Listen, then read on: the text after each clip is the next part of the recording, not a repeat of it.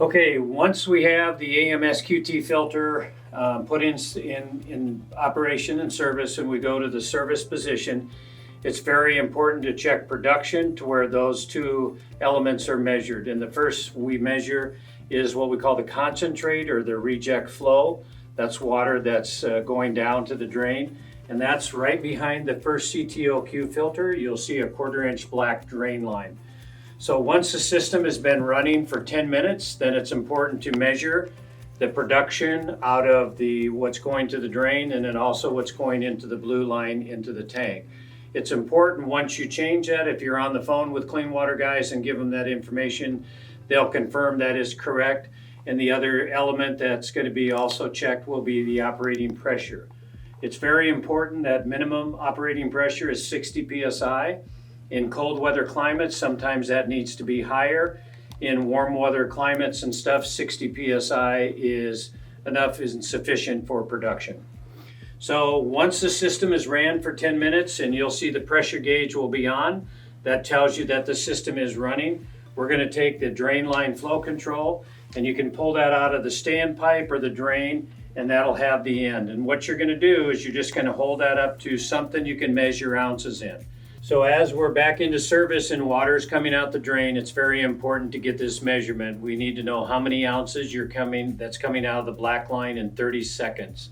So be that 15, 30, whatever the number is, it's very important to know that you report back to Clean Water guys so they can verify the proper setup. Once this is done, then the next one we have to do is we have to go to the tank. This is where, once again, we remove the blue line and we can open up the tank lid. The black lid can come off. We'll set that aside. And now it's important to remember, slide your fingers over the connection, push the little white collet in with your thumb on the back side, and then pull the line. You will have water coming out of here when you take that off. The nice thing is this is nice and clear. You can let the water go right back into the bucket. And once again, you're then going to time this.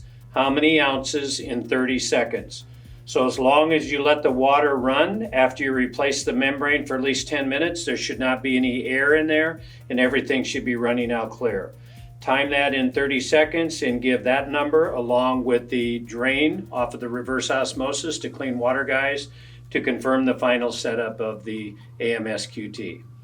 Once you're finished with that, clean glass, you can pour that into the tank, and then if you put a rag on the other side there, you can just come in on the side, go ahead and line that up again straight, and then push it in to where it locks into place. Once those numbers are given, they'll walk you through the final setup. The last thing that you're going to do is you're going to check the water quality of the reverse osmosis, and that's what this little water quality indicator does. This only has to be on when you're testing water. It has nothing to do with the operation of the rest of the system. Some people think they have to keep turning that on in order for the system to work. This only measures water quality. Once you turn the power on, you have an in button, which is optimized water, and an out button, which is membrane output. So the out water, if you hit the out and the system is running, it's going to give you a number. This is going to be the low number coming straight out of here. When you push the in button is going to be water that comes from reverse osmosis and then the mineral addition.